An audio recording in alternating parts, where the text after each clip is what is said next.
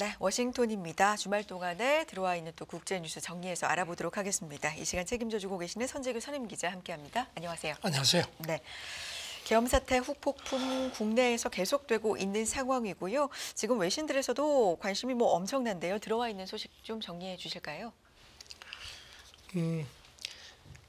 미국 언론도 그렇고 유럽 언론도 그렇고 대체로 민주주의 절차가 제대로 작동하는 것 같다는 그게 중요하다는 점을 강조를 했습니다. 네. 그리고 국회 표결에 따른 추가 조치에 대한 논의를 주목한다는 점도 지적을 했고요. 미국 언론들은 한국의 민주주의 절차가 헌법에 따라서 온전하고 제대로 작동할 것을 계속 촉구했다는 미국 정부 입장도 전했습니다. 네. 그러니까 평화롭게 시위할 권리 이런 것에 대해서도 계속해서 좀 강조를 하고 있나 봅니다. 네. 외신도. 네. 평화로운 시위 권리는 건강한 민주주의 필수 요소라는 점을 미국 당국자가 강조를 한 걸로 그렇게 보도가 됐고요. 네. 그다음에 이제 한미 동맹 철통 같다는 점도 강조를 한 걸로 되어 있습니다. 네. 알겠습니다. 그리고 주말 동안에 있었던 그 표결 결과에 대해서도 발빠르게 관심 보이고 소식을 속보로 전했죠, 외신들도. 굉장히 관심들을 보였습니다.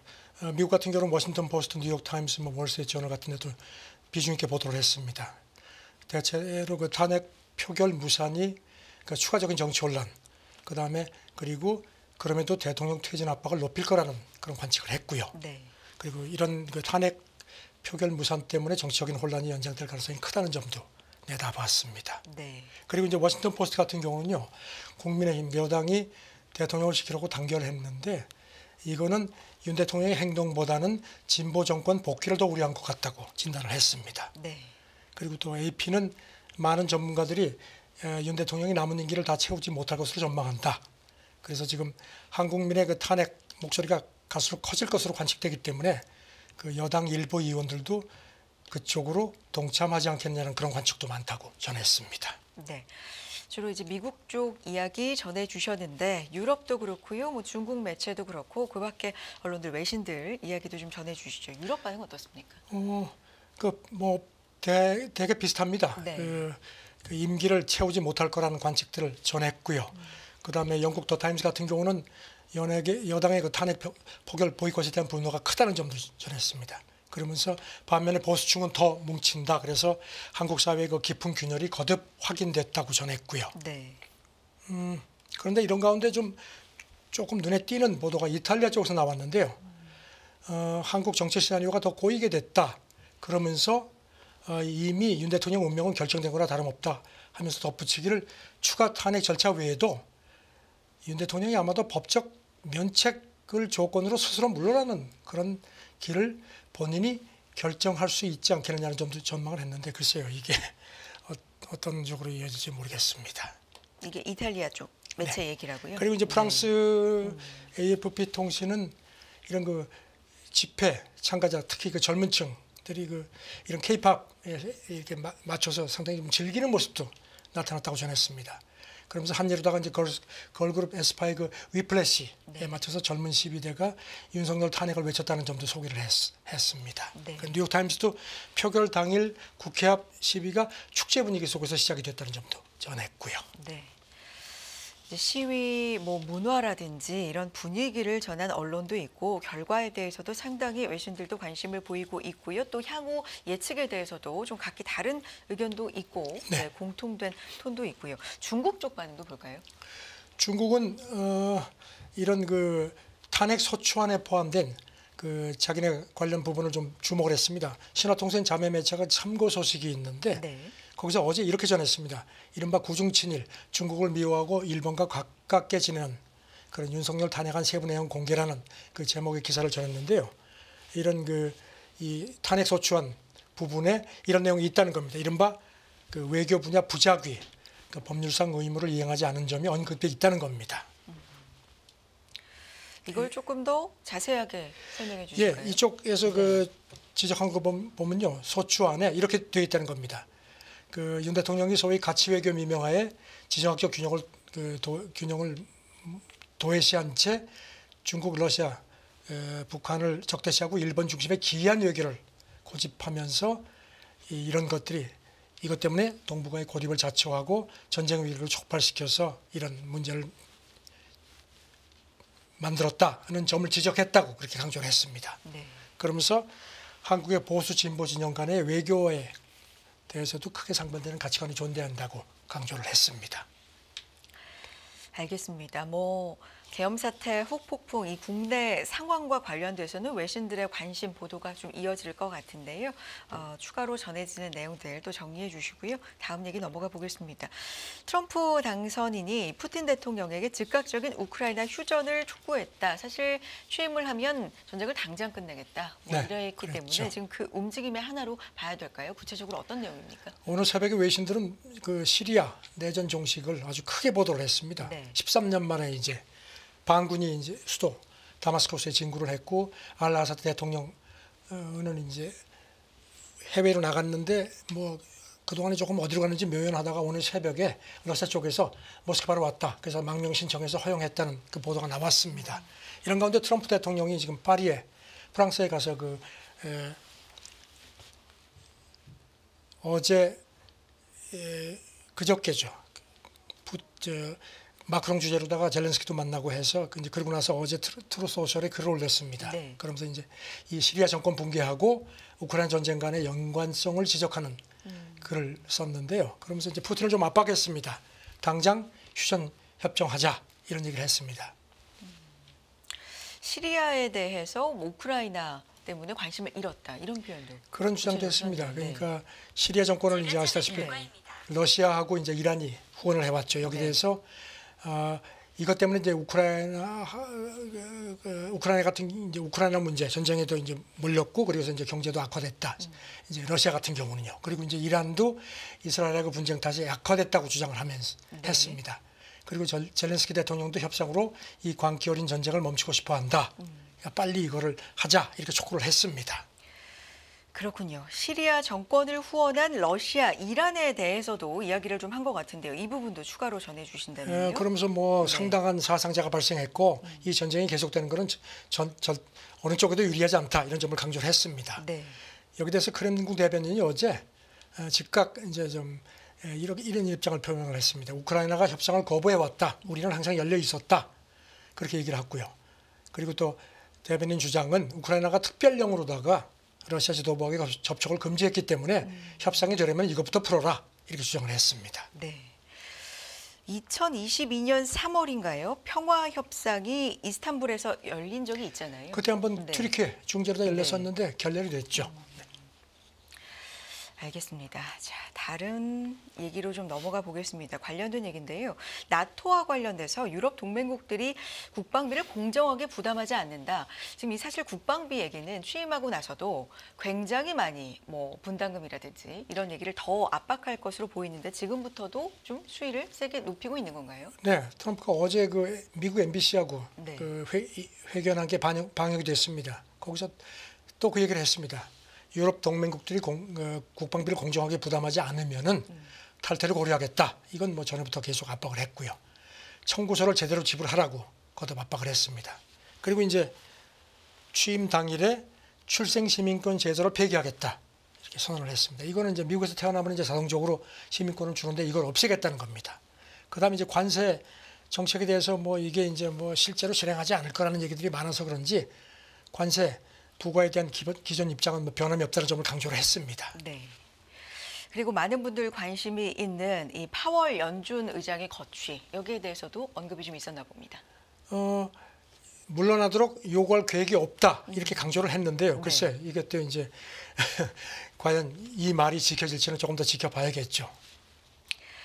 자, 그러면 이걸 다 정리해서 대선 승리 후에 파리 노트르담 대성당 재개관식에 이제 트럼프가 참석을 한 게 이게 첫 외유다. 이제 이렇게 평가가 되는 건데 여기 어떤 분석들 나오고 있는지도 궁금한데요. 그 지난 현지 시간으로는 토요일 날 한 5년 정도 대화재 입구 공사에서 이제 재개관했는데 거기 이제 트럼프가 승리하고 나서 첫 외유로 참석을 했죠. 갔는데 아주 그 소위 트럼프 파워가 어김없이 과시됐다는 게 외신들의 일제히 진단을 했습니다. 네. 아까 말씀드린 것처럼 원래는 마크롱 대통령 만나고 1시간 정도 있다가 젤렌스키를 따로 만나기로 했는데 같이 만났습니다. 예정에 없던 그 전격 3자 회동이 이루어졌습니다. 지금 세상이 약간 미쳐가는 것 같다. 뭐 이런 보도가 글쎄요, 마크롱 대통령한테 그런 나온다고. 얘기도 네. 한 걸로 보도가 이게 됐습니다. 뭘 겨냥한 걸까요? 그러니까 전쟁 얘기를 하면서 아. 그렇게 얘기를 한 것 같습니다. 그래서 네. 미쳐간다는 것 같다는 표현이 상당히 좀 여러 가지 뉘앙스가 있습니다. 그러게요. 그리고 이제 마크롱의 사이에 두고 이제 트럼프, 젤렌스키 이렇게 이제 회견하면서 사진을 찍었는데 여기에 대해서 외신들이 이게 푸틴을 향한 그 모습 자체가 메시지라는 겁니다. 지금 트럼프가 취임하면은 그동안에 바이든 행정부가 우크라이나를 계속 지원해 왔는데 그게 많이 줄어들 거라는 관측이 많았는데 거기에 대해서 약간 좀 제동을 거는 듯한 그런 메시지를 주려는 거 아니냐는 거고요. 특히 트럼프는 그 붉은색 넥타이를 굉장히 많이 매는데 지금 이날은 사진에 봐도 노란색이에요. 네, 노란색 네. 타이를 맸습니다. 그래서 네. 이제 이걸 또 외신들이 분석을 하기를 우크라이나 국기에 노란색이 들어가 있죠. 그래서 이것도 뭔가 그렇게 뭐 지원을 당장 끊는 거 아니라는 그런 암묵적인 메시지 아니냐 뭐 그런 분석도 했습니다. 아무래도 이제 취임을 얼마 남겨두고 있죠. 한 달 조금 넘게 남겨두고 있는 정말 얼마 남지 않은 상황에서 그야말로 살아있는 권력이라고 네, 표현해도 그렇죠. 될까요? 그렇죠. 네. 그러니까 대성당이 도착하자마자 각국 정상들이 이제 눈도장 찍으려는 듯한 움직임이 있었다. 이런 보도도 있네요. 폴란드 대통령 그다음에 이탈리아 총리 뭐 여러 사람들이 있었는데 딱 들어가니까 전부 일어나가지고 악수 청하고 네. 뭐 좀 눈도장 찍으라는 거 아니냐는 뭐 그런 그 지적들도 있습니다. 네. 그리고 이제 자리 배치도 좀 눈에 띄는데 이제 맨 앞줄에 이제 마크롱 대통령이 이제 가운데 이제 앉았고요. 이제 그리고 그 바로 옆에 트럼프가 앉았고 그리고 그 옆에 그 마크롱 옆에 이제 대통령 그 마크롱 부인이 앉았고 그 옆에 질 바이든 여사가 앉았습니다. 이제 미국 대표로 왔는데 네. 뭐 조금 이제 트럼프하고 질 바이든하고 좀 어색함을 고려한 자리 배치 아니겠느냐 뭐 이런 관측도 있습니다. 그리고 또 모스크도 깜짝 참석을 했네요. 네. 항상 같이 자리를 하는군요. 그렇습니다. 다음 얘기 넘어가 보면요. 앞서서 말씀해 주신 뭐 시리아 이 부분 좀 짚어보겠습니다. 시리아 반군 13년 만에 러시아와 이란이 후원해온 바샤르 아라사드 정권을 몰아내고 승리를 한 데에 대해서 국제사회 반응 이 부분도 좀 정리해 주세요. 일단 뭐 서방 쪽은 상당히 환영합니다. 환영하는데 지금 아시다시피 이게 뭐 굉장히 복잡하게 얽혀 네. 있습니다. 중동 정세하고도 엮여 있고 아까 말씀드린 대로 이란하고 러시아는 이제 아사드를 지원했고 그다음에 이제 반군 쪽은 또 미국하고 서방인데 또 이것도 반군도 또 여러 가지 또 엇갈리는 모습입니다. 그래서 지금 이렇게 일단 그 시리아가 내전이 끝난 자체는 환영을 하는데 이게 지금 중동 성대 그 가뜩이나 지금 중동 사태가 좀 불안한 상황인데 어떤 영향을 미칠지 그리고 이제 특히 이 혼란을 틈타서 그 이슬람 극단주의 세력이 또 기승하지 않을까 벌써 그런 움직임이 보입니다. 그래서 네. 이제 이것도 지금 불안해서 이런 가운데 또 러시아가 오늘 새벽에 그 안보리 소집하자 뭐 이렇게 또 얘기도 했는데요. 굉장히 좀 지금, 복잡한 모습입니다. 알 아사드가 행방이 좀 묘연하다는 예, 어제 계속 밤까지만 나오네요. 해도 네. 그 반군 이 수도에 들어오기 직전에 이제 출발을 했다고 했는데 뭐 격추됐다, 뭐 죽었다는 얘기도 있고 있는데 이제 아까 말씀드린 것처럼 오늘 새벽에 모스크바 쪽에서 그 도착했고 망명을 허용했다는 그런 소식통 그 전원이 나왔습니다. 뭐 도피를 했다, 행방이 묘연하다, 뭐 이런 얘기가 있었는데 지금 계속해서 새로운 소식이 전해져 있군요. 네. 아버지하고 잇따라서 53년을 통치했죠. 네. 알겠습니다. 자, 다음 얘기로 넘어가 보겠습니다. 트럼프 2기 집권, 2기 시작을 이제 진짜 얼마 안 남기고 있는데 각국이 긴장하고 있는 모습입니다. 미국과의 무역전 2라운드를 앞둔 중국은 더 하겠죠. 여기에 대한 분석도 계속 나오죠. 중국이 지금 뭐 그래서 이런 그 월가 쪽에 상당히 지금 그렇게 좀 손짓을 하는 모습이 역력합니다. 네. 보면은 그 허리펑 이게 이제 부총리 이 사람이 이제 중국의 경제 사령탑이라고 분석이 되죠. 이 사람이 지금 보니까 지난주도 그렇고 뭐 계속 지금 월가 CEO들을 만나고 있습니다. 지난주에는 블랙록하고 골드만삭스 CEO를 만났고요. 그래서 이제 중국이 개방을 확대하고 이런 여러 가지 서방 금융사들이 들어오면 좋은 조건을 제시한다는 것을 거듭 강조를 했습니다. 그리고 또 여기 대해서 이런 그 골드만삭스 뭐 블랙록 CEO들도 중국 비즈니스에 관심이 있다는 점을 이렇게 화답을 한 걸로 돼 있고요. 네.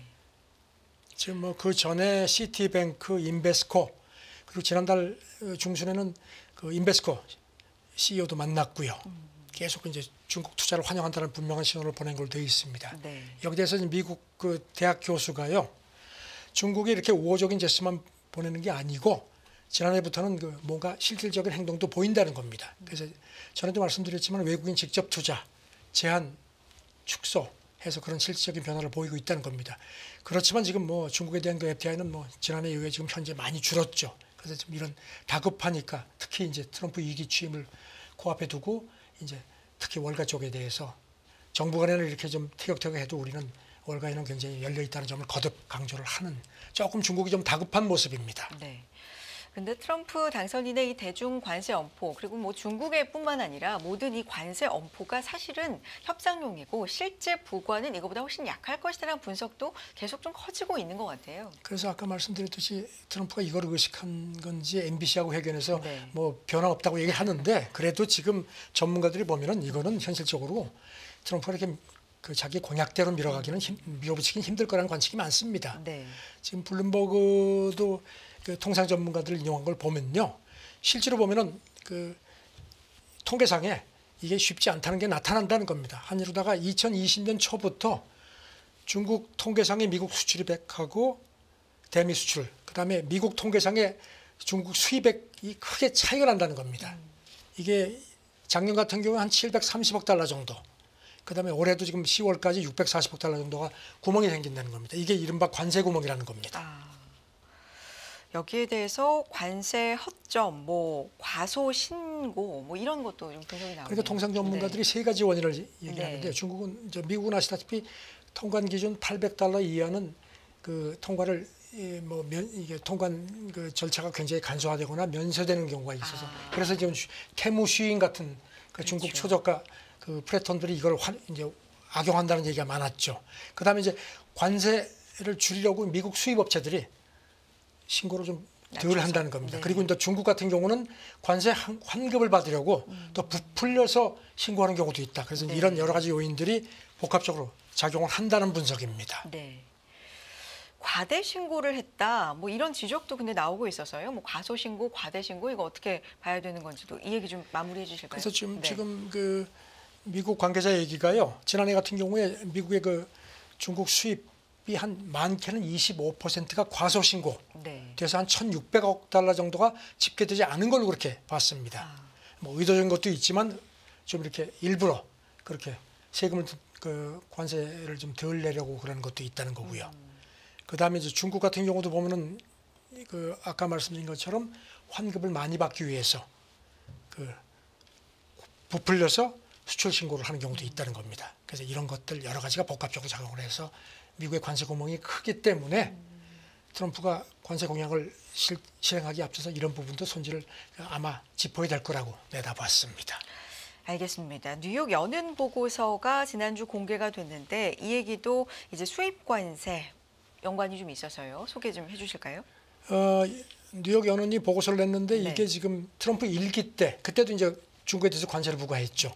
그때 관세 부과를 발표한 당일에 미국 주가가 굉장히 많이 빠졌는데 그게 중국하고의 그 상장사의 한 절반가량이 당시에 그 중국과의 무역에 노출된 상태였는데 이 회사들이 그 중국에 비해서 중국과의 그 노출도가 좀 적은 상장사들에 비해서 훨씬 더 그 당일 주가 하락폭이 컸고 그다음에 이후 2년간 그 다른 상장사들보다 수익도 훨씬 많이 빠졌다는 걸로 그렇게 분석을 했습니다. 네. 그래서 그러니까, 지금 뭐 보고서는 글로벌 공급망이 복잡하고 외국도 보복하기 때문에 관세 효과를 혜택을 보기 어렵다. 그러면서 이렇게 미국 기업들도 손실을 많이 봤다는 겁니다. 확실히 일기 때를 봐도 중국의 노출이 가장 많이 된 기업일수록 좀 피해가 컸다. 피해가 컸다는 점을 강조를 했습니다. 여기 대해서 지금 뭐 뉴욕 연준 연구팀 얘기가 이렇게 발표가 이게 일기 때도 관세 발표 날 큰 평가 손실도 났고 이것 때문에 수익, 고용, 매출, 노동 생산성에도 상당한 영향이 있음이 입증됐다는 점을 강조를 했습니다. 네.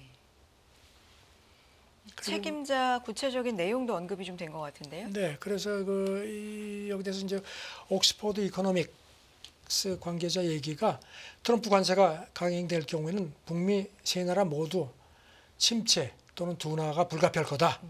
앞으로 2년 정도 미국 성장이 부진하거나 마이너스로 전환될 가능성도 있고 그렇게 되면은 세계 무역 자체가 10% 정도 감소하는 파국도 걱정된다고 했습니다.